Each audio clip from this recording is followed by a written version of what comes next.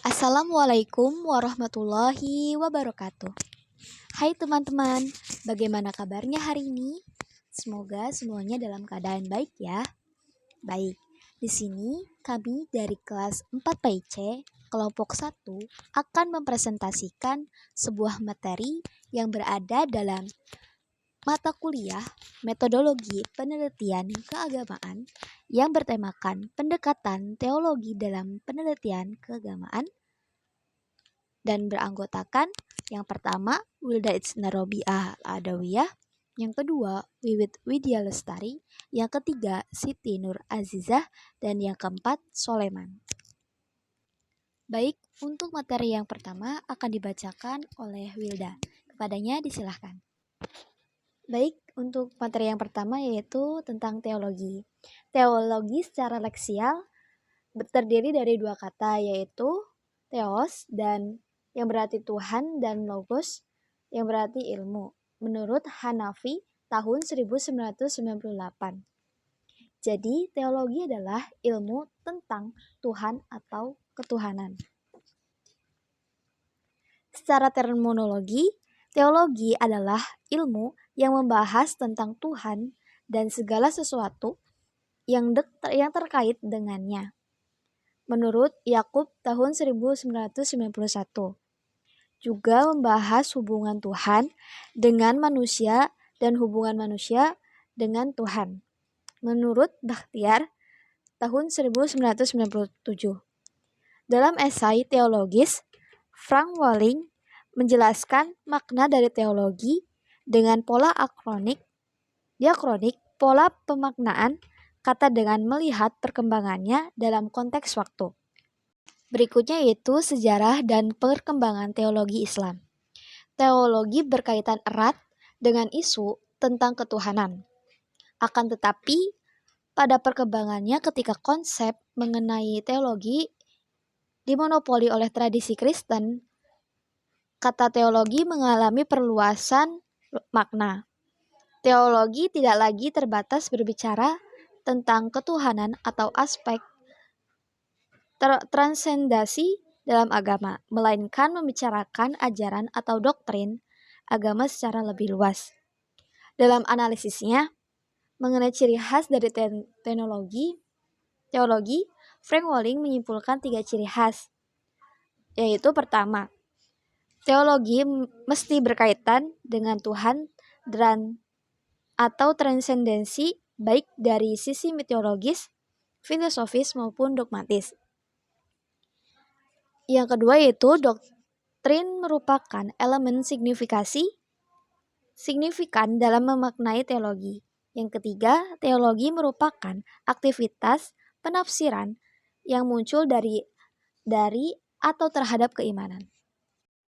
Selanjutnya yaitu pendekatan teologi. Yang dimaksud dengan pendekatan teologi adalah cara pandang atau analisis terhadap masalah ketuhanan dengan menggunakan norma-norma agama atau simbol-simbol keagamaan yang ada. Dengan kata lain, pendekatan teologi cenderung normatif karena keyakinan teologi keagamaan menjadi norma dalam melihat suatu fenomena. Selanjutnya, tahapan teologi. Teologi menggunakan metode transenden yang terjadi dalam 4 tahap, yaitu mengalami, memahami, menilai, dan memutuskan. Pengalaman merupakan data keagamaan. Pemahaman berarti menghayati makna-makna, penilaian akan mencari dan mengukuhkan kebenaran, dan keputusan adalah pengakuan terhadap nilai-nilai agama yang diterima sebagai suatu fenomena yang perlu diperhatikan oleh setiap pemeluknya. Pendekatan teologi modern. Teologi sering berpusat kepada doktrin dan spiritualitas keagamaan yang transenden. Cara berpikir seperti ini menemukan tantangan besar semenjak bergulirnya Renaissance, terutama oleh paham saintisme yang berpijak kepada filsafat positivisme. Pendekatan teologi dalam konteks pluralisme. Yang pertama, pendekatan teologi normatif dapat diartikan sebagai upaya memahami agama dengan menggunakan ilmu ketuhanan yang bertolak dari suatu keyakinan dalam wujud empirik dari suatu agama yang dianggap sebagai yang paling benar dibandingkan dengan yang lainnya. Selanjutnya ada pendekatan teologi dialogis. Dalam KBBI, dialogis berarti percakapan. Jadi pendekatan teologi dialogis ini adalah metode pendekatan terhadap agama melalui dialog nilai-nilai normatif dari masing-masing aliran atau agama tersebut. Yang ketiga ada pendekatan teologi konvergensi yang memiliki arti bersatu, bertemu, atau pemusatan. Pendekatan ini berupaya untuk memahami agama dengan melihat persamaan atau titik temu dari masing-masing agama untuk dapat diintegrasi. Lalu materi selanjutnya yaitu ada asumsi dasar terhadap Islam. Yang pertama yaitu Islam sebagai wahyu. Jadi inti Islam adalah wahyu yang diturunkan kepada Nabi Muhammad SAW, yaitu berupa Al-Quran dan sunnah-sunnah dari Nabi Muhammad SAW, yaitu hadis. Lalu yang kedua, Islam sebagai doktrin, yaitu Islam yang berisi tentang ajaran-ajaran yang mampu membawa manusia kepada kemaslahatan lahir dan batin selama berpegang teguh pada pokok-pokok ajaran Islam. 3. Islam sebagai way of life. Dalam perkembangannya, kata tersebut memiliki arti pandangan hidup. Jadi, Islam itu digunakan sebagai pandangan hidup manusia. Lalu, materi yang selanjutnya ada aplikasi pendekatan normatif teologis dalam studi Islam. Dalam hal tersebut terdapat dua domain penting, yaitu yang pertama ada wilayah teks asli Islam, yaitu Al-Quran dan Sunnah Nabi Muhammad SAW yang otentik. Lalu yang kedua ada pemikiran Islam yang merupakan ragam menafsirkan terhadap teks asli Islam, yaitu Al-Quran dan Sunnah Nabi Muhammad SAW. Pendekatan teologis dalam memahami maksud syariat dan hukum yang tidak disepakati. Yang pertama, memahami maksud syariat. Syara merupakan kata dasar dari syariat yang artinya mengawali, memasuki, memulai, dan memahami, atau dapat diartikan dengan membuat peraturan undang-undang. Syariat, sya'run, dan syariatan yang artinya adalah hukum, ajaran, undang-undang, dan piagam.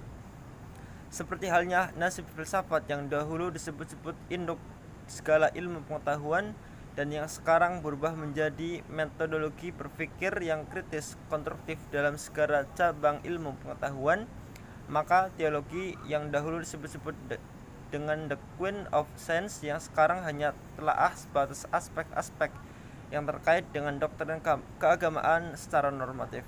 Kemudian hukum-hukum yang tidak disepakati Islam. Yang pertama, ikhtisan berarti menganggap sesuatu lebih disukai. Dalam arti luas, ikhtisan berarti melihat secara mandiri tanpa mempertimbangkan kasus-kasus serupa apa yang paling dekat dengan kebenaran dan keadilan, dan untuk memberikan pendapat seorang sesuai dengan kecenderungan dan kecerdasan seorang menyetujui. Kemudian maslahah merupakan kepentingan umum. Maslahah adalah mengambil manfaat dan menolak kemudaratan dalam rangka memelihara tujuan-tujuan syara.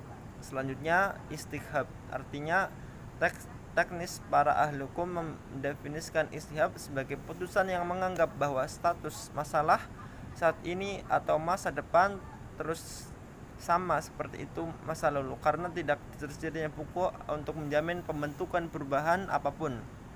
Dalam selanjutnya adalah urf,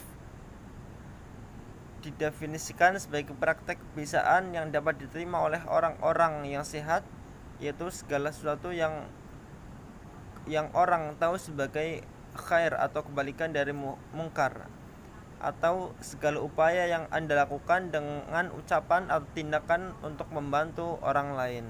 Sekian dan terima kasih. Baik, hanya itu yang dapat kami sampaikan. Semoga bermanfaat, kurang lebihnya mohon maaf. Wassalamualaikum warahmatullahi wabarakatuh.